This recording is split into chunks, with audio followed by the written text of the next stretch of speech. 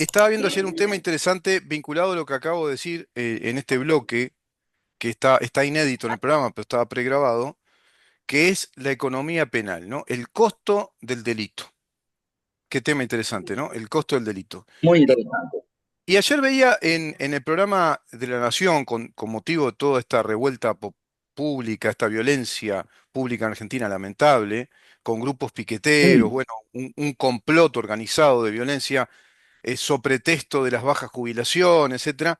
Y decía la ministra Patricia Bullrich, dado que esto fue organizado por piqueteros y por barra bravas, que son prácticamente lo mismo, son organizaciones narcoterroristas, son organizaciones de mafiosos, y que están integradas a los partidos políticos, ¿no? Digo, a los clubes de fútbol. Bueno, esos barra bravas que están integrados a los clubes de fútbol, se va a tipificar que toda asociación ilícita integrada con estas características de barra brava, integrando instituciones deportivas, tengan penalidades muy altas. Y me pareció correcta la apreciación de Bullrich y se va a legislar eso, que fue uno de los motivos justamente de estos atentados también, porque viene por este lado, viene por el lado de que Milei está midiendo mejor, viene por el lado de que Milei también tiene un punto débil, que es el CryptoGate, todo el escándalo que se armó con su tema ahí de corrupción también evidenciada, o sea, no es tan inmaculado como pensábamos, pero el kirchnerismo utiliza esas cosas, ¿no? Como herramienta política.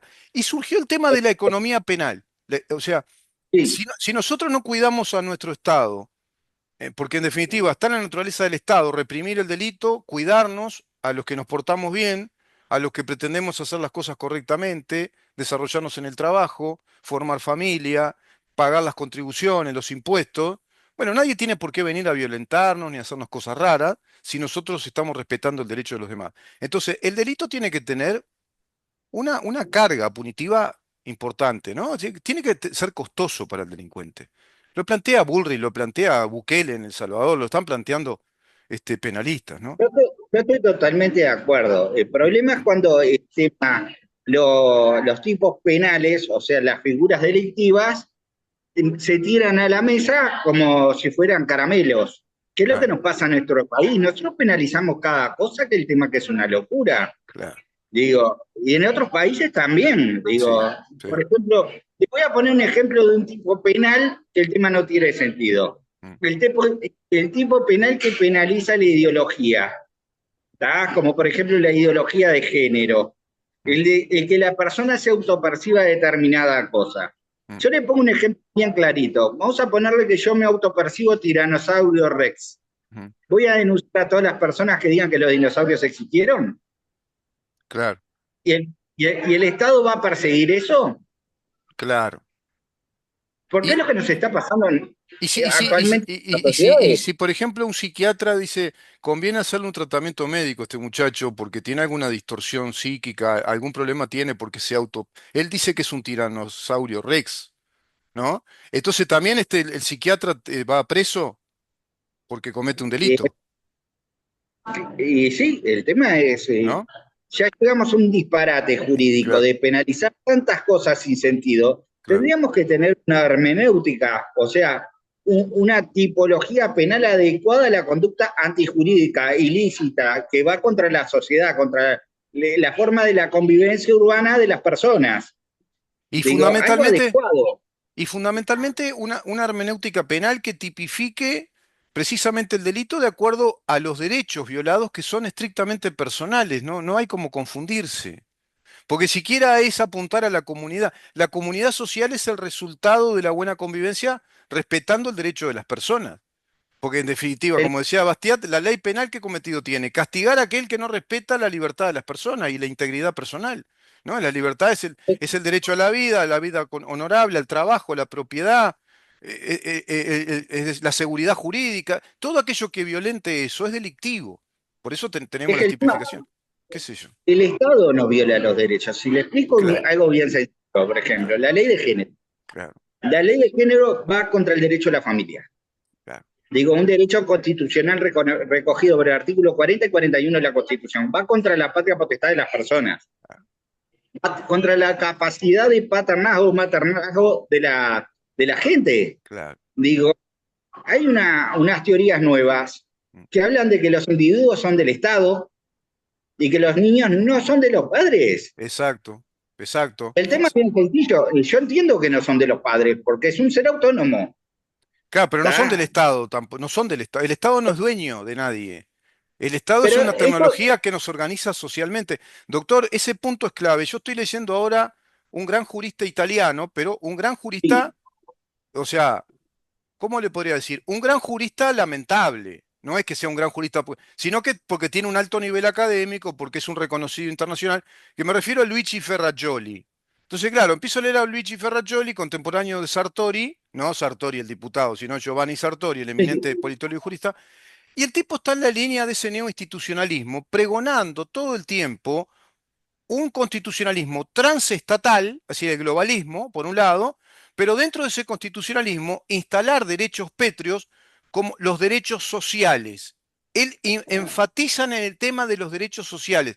No aparece en su léxico jurídico derecho de las personas, derechos individuales, relativiza la igualdad ante la ley, habla de derechos sociales y de igualdad de derechos sociales, igualdad de derechos económicos, y ahí van instalando también el tema de las comunidades, por ejemplo, las comunidades LGBT, están instalando ese tema a través de un globalismo, de un transnacionalismo de los derechos, y el tipo enfatiza con el constitucionalismo transestatal. ¿No? Como un modelo incluso ya para Europa y para el mundo, y habla de todo el tiempo que los derechos son sociales y que se deben ajustar a los reclamos de las multitudes. ¿No? Él está hablando como que la fuente que legitima el derecho es lo que se pone en boga, lo que se reclama, lo que la gente reclama. Pero la gente reclama porque está inducida, está manipulada, un montón de cosas. La gente no sabe a ciencia cierta cuáles son sus verdaderos derechos. Quedó cortado, me parece, la imagen. Vamos a ver si recuperamos con el doctor Menéndez, porque es interesante lo que estamos conversando. Acá yo estoy citando a un autor considerado de los más importantes dentro del neoinstitucionalismo. Es un autor, un jurista italiano de prestigio internacional, da clases en Estados Unidos también, en Inglaterra. Bueno, él está planteando ese constitucionalismo transnacional, transestatista, fuertemente radicado en la idea de los derechos sociales. ¿Sí? Es otro paradigma, claro. ¿no? Están planteando otros paradigmas jurídicos, digamos, de organización de la El sociedad. tema es otro. Yo creo que hay que ir a Montesquieu de Rousseau, lo que es el pacto social, el Claro, pacto individual entre las personas. claro, El tema, la sociedad, digo, el tema es un pacto social. Lo claro, primero que hay que respetar son los derechos individuales, claro. porque no existen derechos colectivos. No existe. Esos son derivados del pacto social de las personas. Claro, Entonces, el tema es, ¿qué es la sociedad? Es algo que nos tendríamos que referir. Y al ser un exacto. pacto, el tema no podemos derivar la personalidad de las personas en ese pacto. Es al revés. El pacto debe volcarse a la personalidad de las personas. Ese, Hasta ahí donde debe llegar. que Es sí, una vieja. sí, usted refiere a la naturaleza de una Claro, constitución. La constitución es ese gran acuerdo o ese contrato social, decía Rousseau. Pongámosle que es ese pacto, ese acuerdo que hacemos claro, para convivir pacíficamente, reconociendo nuestros derechos como en calidad de persona. Pero no es el derecho de Raúl Menéndez, de Rubén Muyano, no, de la condición de persona. Mañana es otra persona, nosotros nos vamos a morir, van a venir otros. Es una formulación eterna de la condición de sujeto. El derecho habla del sujeto del derecho. Si somos como personas, somos sujetos, con derechos y con obligaciones. Tasadas todas por igual, porque si no armamos un lío bárbaro, se arma un despelote tremendo. Y eso es lo que está haciendo esta gente. Y confunden, a ver si estamos de acuerdo en esto, ese es el problema. el bien Sí, público, confunden el bien público, por eso lo de república, con derechos sociales. Pero una cosa es el bien público y otra cosa son los derechos. Los derechos son de los individuos, ¿no? El justus es lo que le exacto, pertenece a no cada del quien, Estado. no es del Estado. Claro. Bueno, ahí está las campanas de las ideas justamente Y colectivistas. hay una omisión clarita por parte del Estado, que es lo que no se entiende. El Estado reconoce esos derechos. El Estado reconoce. Yo siempre, eso que dice usted, doctor, es muy importante. Yo siempre le ¿Me escucha, aclaro doctor? a mis oyentes, sí, sí, Sí, lo escucho. Yo siempre le aclaro a mis oyentes que el Estado, a través de nuestra Constitución, reconoce esos derechos considerados fundamentales o subjetivos. No es que los declara o que los crea, reconoce que venimos ya con esos derechos. Es decir, todos los habitantes de la República tienen el derecho a ser porque son del protegidos individuo. porque son del individuo, claro. Sí, por eso dice, tienen derecho a ser ¿Me escucha, protegidos doctor? en el goce, ¿no? En el goce del... Sí, lo escucho. Se tiene un poquito de la habilidad, la señal de Wi-Fi. Está un poquito baja, está Sí, acá marcando rojo. también. Pero es así, doctor. Se está... Yo se- la tengo altísima, pero tal, no importa. Seguimos, no, yo le recibo a usted la seguimos señal con el baja. Ujú, punto, que ujú. me parece que es lo fundamental. El tema es, ¿hasta dónde? Sí, espere porque la tengo altísima, pero no sé. Mm. ¿Me escucha ahora? Sí, sí, sí, lo escucho. Lo escucho. Se le corta un poco la imagen. No Perfecto. emite, la imagen que me emite Perfecto. a mí está baja. Ujú. Pero lo que usted dice es cierto. Es decir, Qué raro. para que no No quede importa, se lo seguimos porque no, no, lo dejo hablar a ver si. Pero lo que usted dice es sí, clave, porque están confundiendo los términos. Y en esa confusión, yo noto que va medrando un poder político con un signo ideológico. Están medrando un poder político con un signo ideológico, confundiendo los términos ante la opinión pública. Están culturizando jurídicamente y a nivel de Estado de otra manera. exacto. Claro, claro. Se está modificando el pacto social en forma unilateral por parte del poder, que eso es lo más complicado. ¿Qué punto clave da ahí usted? Ahí da con un punto clave. Se está modificando el orden social, el orden político, desde, digamos, una actitud unilateral, ¿no? Desde una voluntad unilateral. Acá no hay un gran cambio de pacto social o de cambio del orden político de ambas partes negociándolo. No, sino que hay una manipulación de masas, hay una fuerte manipulación introduciendo a través de una ingeniería de propaganda y de ejercicios políticos, incluso legislativos y políticos propagandísticos, no en el país solo, a nivel planetario, ¿no? Desde este plan global, haciendo un nuevo orden, un nuevo orden mundial, ¿no? Están creando un nuevo orden mundial. Lo peor de todo, que sería lo más lamentable, Mm, utilizando el poder público que emerge de ese pacto social, la está usando contra la propia sociedad. claro, Es un tema exacto. muy complejo. Sí, un tema complejo, pero es un tema que humanamente es muy trágico, porque como usted dice, están utilizando el poder, desde el Son las poder nuevas teorías. político, están estableciendo cambios de un orden político y social. O sea, están haciendo un cambio de la civilización.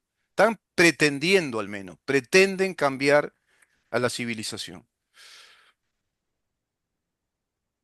Mire, le explico un buen ejemplo antes de irnos bien Sí, cortito. sí, Elecciones en Rumania. mm, ¿Está? Gana un candidato que la Unión Europea entiende que es pro-Putin, mm, pro-ruso. mm, Anula las elecciones. mm, ¿Está? Es muy fácil. El candidato elegido democráticamente por el pueblo rumano. mm, mm, Digo, ¿qué tiene que hacer la Unión Europea en las elecciones internas?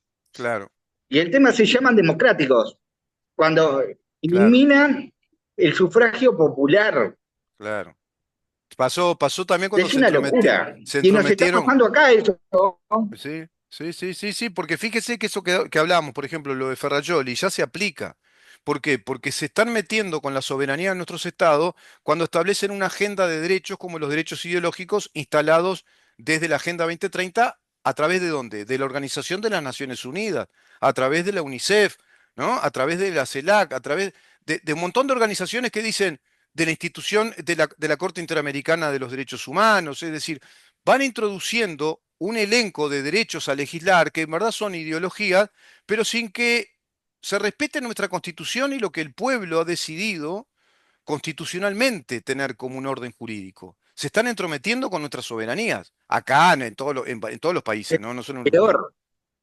Peor, entiendo con la autodeterminación de los pueblos. Claro, por supuesto. Y sin embargo, cuando hay dictaduras brutales, como la de Putin, que es una autocracia, como por ejemplo los campos de concentración que hay en China, desde el Partido Comunista Chino, la brutal dictadura que hay en Corea del Norte, la brutal, pero brutal dictadura que todos sabemos, lamentablemente, en nuestro continente de Venezuela, calladitos la boca, desde la ONU, desde los organismos internacionales, las brutalidades que hacen los yihadistas, ahora están haciendo masacres de cristianos en Siria, no se escucha ni al Vaticano, ni a la ONU, y a ¿Cree, nadie reclamar nada. cree que se le haga más fácil Mm.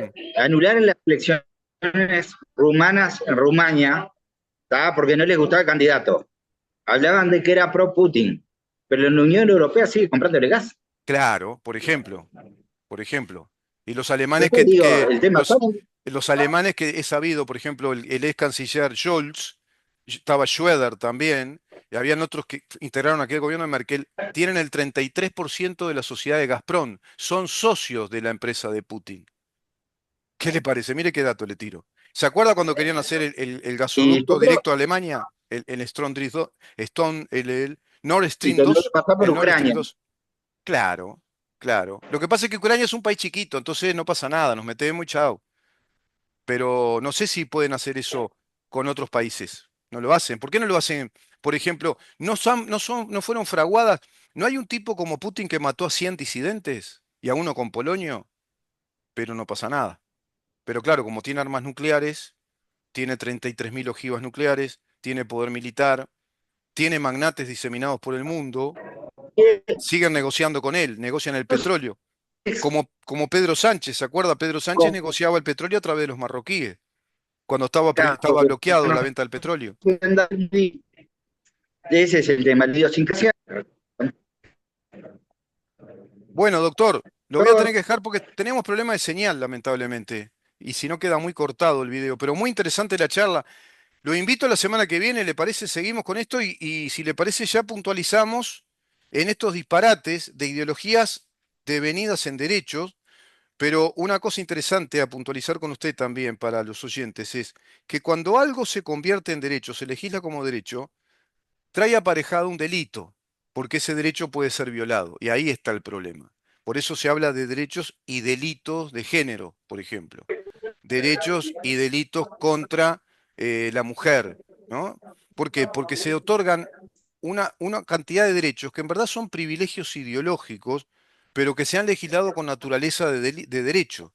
Entonces, desde el punto de vista legalista, desde el punto de vista de lo que legitima la sociedad a través de nuestros poderes legislativos, bueno, se convierten en derechos que si son violados, de acuerdo a la lógica del derecho, de acuerdo al comportamiento de la ciencia jurídica, tienen que tener su correlativo que es el delito, porque ese derecho se violó.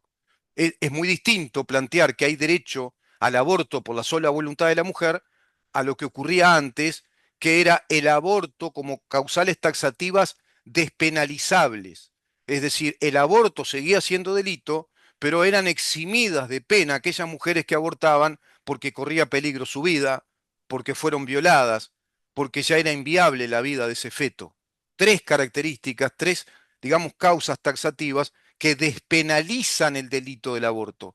En cambio, lo que introdujeron, por ejemplo, desde el feminismo radical, es que la mujer tiene el derecho de decidir por voluntad propia si quiere abortar o no, sin que importe la integridad física de esa persona que ya fue concebida.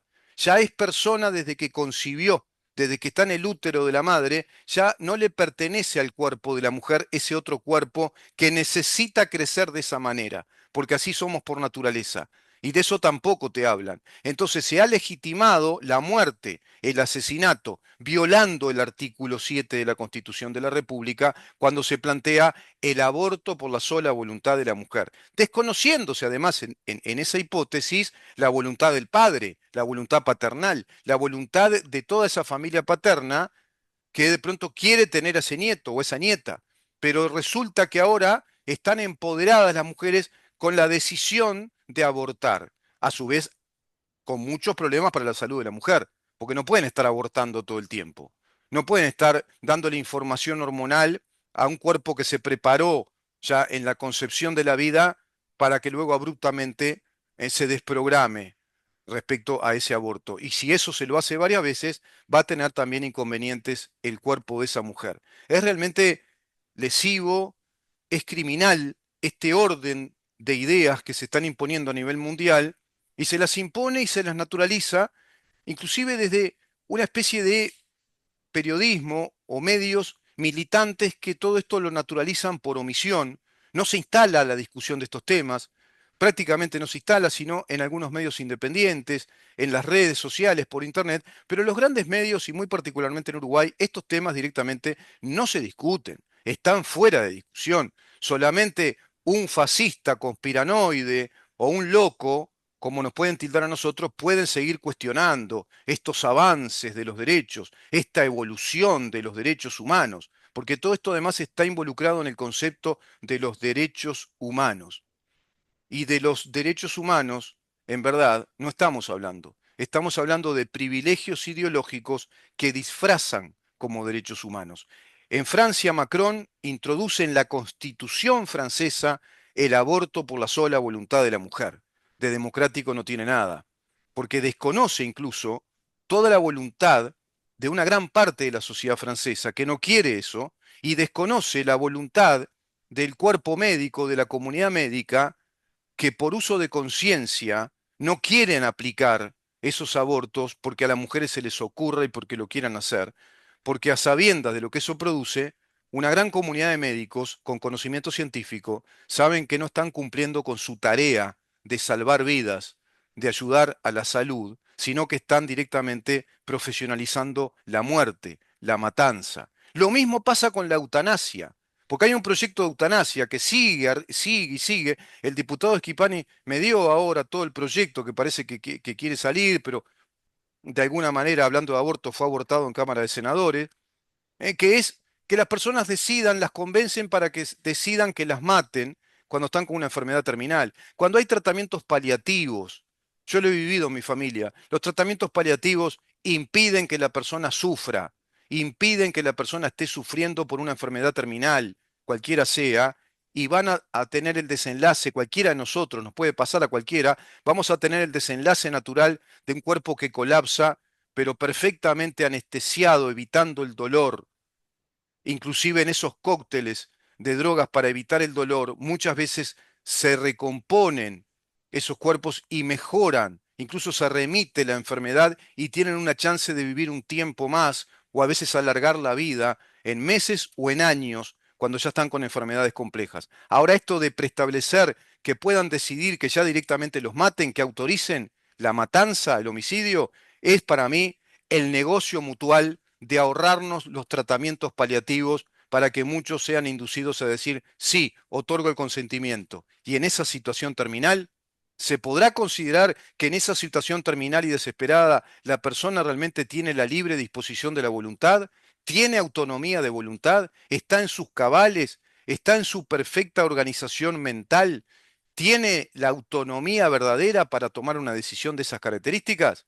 Me parece realmente que con todo lo que hay que arreglar en este país, con lo que hay que recomponer y que el gobierno papanata anterior no recompuso, con la Ferrari chocada del 54% del Parlamento, no la Ferrari que dicen los comunistas del Frente Amplio acuñando mi terminología, porque roban hasta eso, roban las terminologías que usamos, porque quien instaló lo de la Ferrari chocada fui yo acá en este programa, fue en esta radio, fue a través de la 30 en el programa en donde estamos, que acuñamos la expresión la Ferrari chocada, remitiendo al hecho de que venía un gobierno que decía que no era de izquierda, que era un gobierno que venía a restablecer la República Democrática y vino con el récord histórico en el Uruguay de tener un 54% del poder legislativo, mayorías absolutísimas, si te cabe el término, y no hicieron nada, no recompusieron nada, nos dejaron este modelo ideológico que ahora van a profundizar estas huestes marxistas que ya tomaron otra vez